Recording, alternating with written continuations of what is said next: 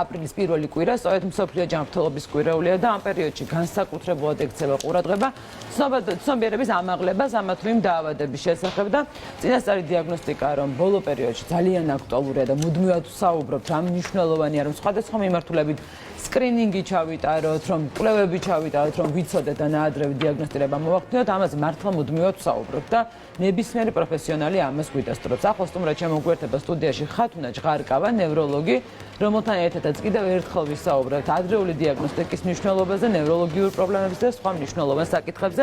დილა მშვიდობისა, დიდი მადლობა სტუმრობისთვის. ქალბატონ ხათუნა, რადგან ვახსენე შესავალში, თმოდით ამით დავიწყოთ, რა მნიშვნელობა აქვს ზოგადად პრევენციულ დიაგნოსტიკას? პირველ რიგში მოგესალმებით, მივესალმებით მაყურებელს და განმარტავ ორი სიტყვით, რას ნიშნავს პრევენციული დიაგნოსტიკა.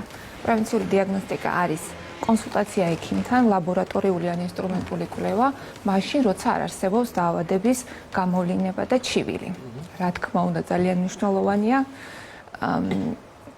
უზრუნველყოფს დაავადების საწყის ეტაპზე დიაგნოსტიკას, რაც თავისთავად განაპირობებს უფრო ეფექტურ ჩარევას, ეფექტურ მკურნალობას, საბოლოო ჯამში კარგ გამოსავალს. მთელ მსოფლიოში ჯანდაცვის სისტემა ისწრაფვის იმისკენ, რომ ადრეული დიაგნოსტიკა მოხდეს სხვადასხვა დაავადებების, ეს იძლევა უფრო ეფექტური მართვის შესაძლებლობას და საშუალებას. მიუხედავად იმისა, რომ არაერთხელ ამ სტუდიიდანაც გვისაუბრია ნაადრევი დიაგნოსტირების მნიშვნელობაზე, თქვენს კოლეგებსაც, ჩვენც და ასე შემდეგ, მაინც ხშირად ისმის ხოლმე ესეთი სკეპტიკური კითხვა, რომ თუ არაფერი არ მაწუხებს, პირველ რიგში საერთოდ როგორ გავიგო, რის ექიმთან მივიდა და რა გამოვიკლე, იმიტომ რომ ძალიან ბევრი დაავადება არსებობს, რომელიც პირობითად ბანალურ სისხლის ანალიზში, საერთო ანალიზში არ ჩანს, ხო? აი როგორ უნდა გააკეთოს არჩევანი ადამიანმა, რომ შვიდად იყოს, რომ აი მე ახლა არაფერი არ მაწუხებს. პირველ რიგში უნდა მიმართოს ოჯახის ექიმს, ზოგადი პროფილის სპეციალისტს, რომელიც გადაწყვეტს, განსაზღვრავს რისკ ფაქტორებს და შესაბამისად დაგეგმავს პროფილაქტიკურ დიაგნოსტიკას. იმ კვლევებს, ინსტრუმენტულს თუ ლაბორატორიულს, რომელსაც თვლის კონკრეტული ადამიანისთვის საჭიროდ უპირატესად და ასე შემდეგ. დიახ, სისხლის საერთო ანალიზი მხოლოდ არ არის ყველა შემთხვევაში ყველა დაავადების დიაგნოსტირების უნივერსალური საშუალება. რა თქმა უნდა, ნევროლოგიურ პრობლემებს მინდა რომ შევეხოთ. ძირითადად აი რა პრობლემები ვლინდება ხოლმე აი ამ მიმართულებით, ნევროლოგიური მიმართულებით ყველაზე ხშირად? ნევროლოგია არის დარგი, სადაც ინვალიდიზაციის საკმაოდ მაღალი ხარისხია. აქედან გამომდინარე პროფილაქტიკური პრევენციული დიაგნოსტიკა არის ჩვენ სფეროში განსაკუთრებით მნიშვნელოვანი.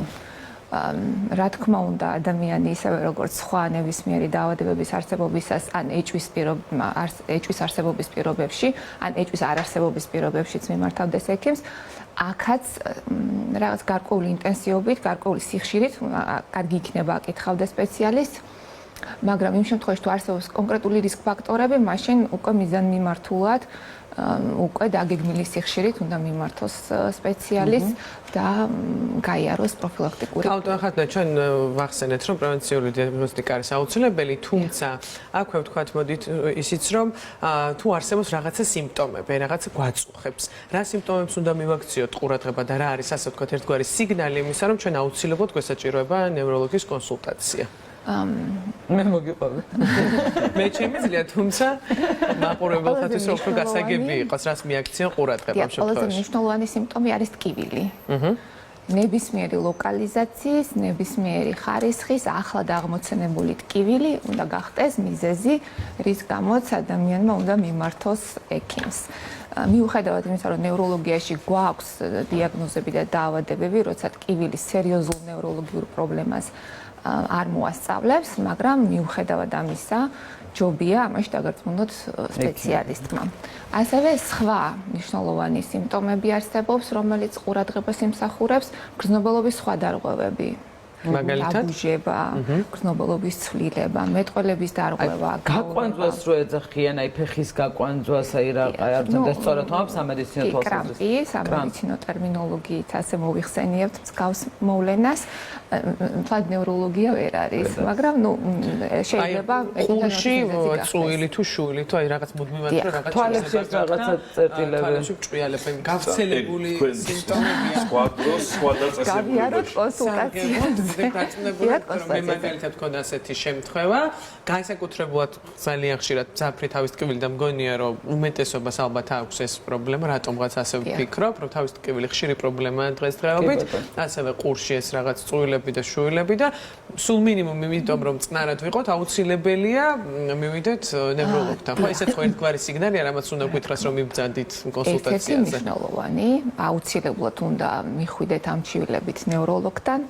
შეიძლება იყოს ოტორინოლარინგოლოგის ჩართულობაც აუცილებელი, მაგრამ ნევროლოგის ერთ-ერთი ის დარგია, ნევროლოგიას ერთ-ერთი ის დარგია, რომელიც გავს თემებით ინტერესდება. დიახ, შეიძლება მოასწავლდეთ ქრონიკულ, პროგრესირებად პრობლემას და რა თქმა უნდა, ჯობია დროზე მიიღოთ ზომები, ჩაიტაროთ გარკვეული ტიპის მკურნალობა, დიაგნოსტირდეს მიზეზი, რის გამო ხდება ეს ყველაფერი და ასე შემდეგ. სანამ ჩვენი გადაცემის ეს ნაწილი პირად ექიმთან კონსულტაციაში გადაიზრდება, მე მაქვს ერთი შეკითხვა. მესმის რომ რეალური სტატისტიკა შესაძლებელი არ იყოს ხელშესახები, მაგრამ თქვენ შეგრძნების განსაზღვრით ჩვენ ძალიან დიდი ხნის განმავლობაში ბევრ დროს უთმობთ იმ საკითხს, რომ ძალიან მნიშვნელოვანი არის პრევენციული მოქმედებები ჯანდაცვასთან მიმართებაში. აი დღეს თუ შეგიძლიათ თქვა შეადაროთ, აი თუნდაც 5 წლის წინანდელი ვითარება, რამდენი პაციენტი მოდის თქვენთან წინასწარი, ანუ ამ დიაგნოსტიკით, როდესაც არაფერი არ აწუხებდა, შემდეგ გაიგო, რომ რაღაც პრობლემა ქონდა, პრევენციულად ჩაიტარა ანალიზები და უკვე მერე დაგვიანებული პაციენტების რაოდენობა რამდენია. ანუ მე მაინტერესებს, გვაქვს თუ არა პროგრესი, რომ მთელი ქვეყანა თქვა ვირაზმებით იმის შესახებ, რომ აგიტაცია გაუწიოთ აი ამ პროცესს, რომ არ არის აუცილებელი რომ რამე გვტყიოდეს, რომ მივიდეთ ექიმთან. დიახ, და თქვენს აგიტაციას აქვს შედეგი. რეალურად ესეა, მომართვიანობა მინიმალური ჩივილებით ან თუნდაც პროფილაქტიკური გასინჯის მიზნით უფრო აქტუალური გახდა, მოდიან მოგმართავენ ადამიანები ისეთ შემთხვევებშიც კი, როცა არ არის ისეთი მძაფრი, მკვეთრად გამოხატული ნევროლოგიური თუ სხვა ტიპის სიმპტომატიკა. ასეთი ადამიანების რიცხვი ყოველდღიურად მატულობს. ნამდვილად ეგრეა კი, რაღაცნაირად ცნობადობა გაიზარდა, ინფორმირებულობის გაზრდა მე აი თვითონ შეგრძნება არის რომ ექიმთან მისვლა არის უბედურება, არა და რეალურად ბედნიერების წინაპირობა არის, იმიტომ რომ შეიძლება რომ მეორე დღეს უკვე დაიწყო შენ თავზე ზრუნვა და გახდე უფრო უკეთესი შენი ჯანმრთელობის მხრივ. დიახ, მგონია რომ ერთ-ერთი ბარიერი ის არის ადამიანი ექიმთან მიდის შემთხვევაში, როცა ელოდება რაღაცა ცუდ ინფორმაციას და რაღაცნაირად ცდილობს ეს ყველაფერი გადაავადოს ან თავიდან აირიდოს. მაგრამ ჯანმრთელობა ყველაზე მნიშვნელოვანი საგანძურია, ჯობია რომ გაუფრთხილდეთ, ჯობია რომ დროზე მივაქციოთ ყურადღება მინიმალურ სიმპტომებსაც კი და ზოგ შემთხვევაში სიმპტომების არარსებობის პირობებშიც კი გადავხედოთ, შევაფასოთ რა ხდება, რა მდგომარეობაა ჩვენს ორგანიზმში, მერწყვნად ეგ ეფექტური რამ არის. ძალიან დიდი მადლობა უნდა გითხრათ, ძალიან მნიშვნელოვანი ამ თემებზე საუბარი მუდმივად და იმის თქმა, რომ ნაადრევ დიაგნოსტირებას ნამდვილად აქვს აზრი და არის ხოლმე როგორც წესი რაღაცა განკურნების საწყისი და საფუძველი, თითქმის უმეტეს შემთხვევაში, მოდი ასე ვიტყვი და ამ შემთხვევაში ნევროლოგიაზე ვსაუბრობთ. დიდი მადლობა იმ ინფორმაციისთვის, რაც მოგაწოდეთ. ხართ ჭყარკავას პასუხობდა ჩვენს კითხვას პირდაპირ ეთერში და სხვა თემებით განვაგრძობთ ახლა იმედს. დიდი მადლობა, გავაგრძელოთ